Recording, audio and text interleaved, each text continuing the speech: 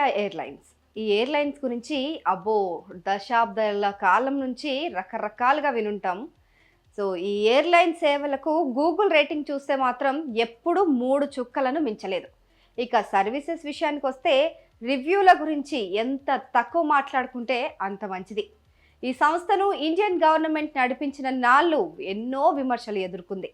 ప్రభుత్వం నడిపే సంస్థలు ఎక్కడైనా అలాగే ఉంటాయని కొట్టిపారేయడానికి లేదు. ఎందుకంటే గల్ఫ్ దేశాలతో పాటు వెస్టర్న్ కంట్రీస్ చాలా గవర్నమెంట్ నడిపించే చాలా ఎయిర్లైన్స్తో పోలిస్తే ఎయిర్ ఇండియా సర్వీసులే చాలా లో క్వాలిటీలో ఉంటాయని ఆ ఇబ్బందులు ఎక్స్పీరియన్స్ చేసిన వాళ్ళే స్వయంగా చెప్పారు.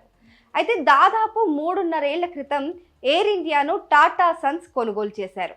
టాటా నిర్వహణ పైన దేశంలో చాలా మందికి అపారమైన గౌరవం ఉంటుంది. ఇకపై ఎయిర్ ఇండియా రూపురేఖలు మారిపోతాయని, అంతర్జాతీయ స్థాయి నాణ్యతతో కూడిన సర్వీసులు ఎయిర్ ఇండియా అందిస్తుందని అంతా అనుకున్నారు. కానీ అలాంటి విప్లవాత్మక మార్పులేమీ జరగకపోగా జనం మరింత షాక్ అయ్యే విషయాలు బయటకు వస్తున్నాయి. పోనీ ఆ చీప్ క్వాలిటీ సర్వీసుల వల్ల ఇబ్బంది పడింది ఏ సాధారణ ప్రయాణికులు అయితే ఓకే, ఈ మ్యాటర్ ఇంత సెన్సేషన్ అయ్యేదే కాదేమో. ఏకంగా కేంద్ర మంత్రి శివరాజ్ సింగ్ చౌహాన్ కూడా ఆ ఫ్లైట్లో ప్రయాణించి దారుణమైన పరిస్థితి చవి చూడాల్సి వచ్చింది. దీంతో ఈ విషయం కాస్త ఇప్పుడు దేశమంతా సంచలనంగా మారిపోయింది.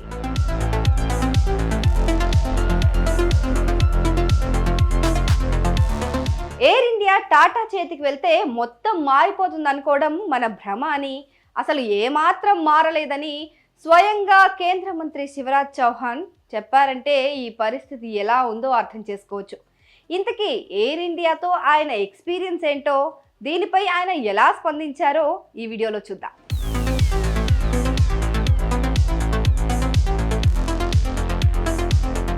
కేంద్ర వ్యవసాయ శాఖ మంత్రి శివరాజ్ సింగ్ చౌహాన్ తాజాగా భోపాల్ నుంచి ఢిల్లీకి ఎయిర్ ఇండియా విమానంలో ప్రయాణించారు. అయితే ఆయన కూర్చున్న సీటు విరిగిపోయి కుంగిపోయి ఉంది. ఆ విరిగిపోయిన సీట్లోనే ఇబ్బందికరంగా దాదాపు 1.5 గంటల పాటు ప్రయాణించి ఆయన నరకం చూశారు. ఈ విషయాన్ని ఆయనే స్వయంగా సోషల్ మీడియా వేదికగా వెల్లడించారు. పరోక్షంగా ఎయిర్ ఇండియాపై ఓ రేంజ్లో ఫైర్ అయ్యారు. ఇంతకీ ఆయన ఎక్స్లో చేసిన పోస్ట్లో ఏం రాసుకొచ్చారో ఒకసారి చూస్తే,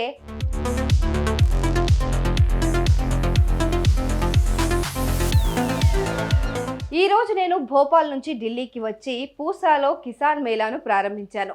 కురుక్షేత్రలో నేచురల్ ఫార్మింగ్ మిషన్ సమావేశంలో పాల్గొన్నాను. చండీగఢ్లోని కిసాన్ సంఘటన ప్రతినిధులతో చర్చించాను. నేను ఎయిర్ ఇండియా విమానం నంబర్ A1436లో టికెట్ బుక్ చేసుకున్నాను. నాకు సీట్ నెంబర్ 8C కేటాయించారు. నేను వెళ్ళి సీటులో కూర్చున్నాను. సీటు విరిగిపోయి కుంగిపోయి ఉంది. అందులో కూర్చోవడం చాలా ఇబ్బందికరంగా అనిపించింది. సీటు విరిగిపోయినప్పుడు నాకు ఎందుకు కేటాయించారని నేను ఎయిర్లైన్ సిబ్బందిని అడిగాను. ఆ సీటు బాగోలేదని, దీనికి టికెట్ అమ్మకూడదని యాజమాన్యానికి ముందే చెప్పామని విమాన సిబ్బంది నాకు చెప్పారు. ఇలా విరిగిపోయిన సీటు ఇదొక్కటే కాదు, ఇంకా చాలా ఉన్నాయి.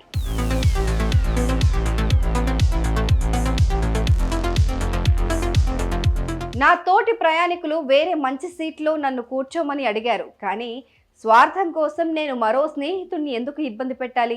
అందుకే నేను అదే సీట్లో కూర్చొని నా ప్రయాణాన్ని పూర్తి చేసుకోవాలని నిర్ణయించుకున్నాను.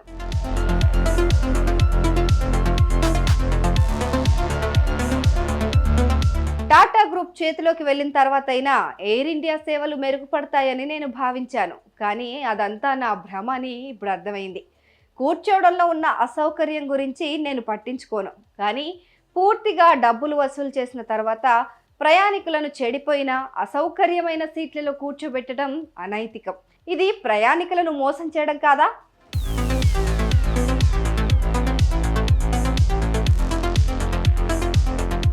భవిష్యత్తులో ఏ ప్రయాణికుడికి ఇలాంటి అసౌకర్యం కలగకుండా ఎయిర్ ఇండియా యాజమాన్యం చర్యలు తీసుకుంటుందా? లేదా ప్రయాణికులు ఎలాగోలా తమ గమ్యస్థానాన్ని చేరుకోవాలనే బలహీనతను సద్వినియోగం చేసుకుంటూ ఉంటుందా అని చౌహాన్ మండిపడ్డారు.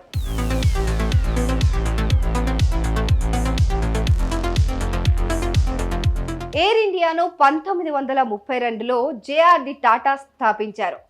స్వాతంత్రం వచ్చిన తర్వాత 1953లో దీన్ని జాతీయం చేసి ప్రభుత్వ యాజమాన్యంలోకి తీసుకున్నారు.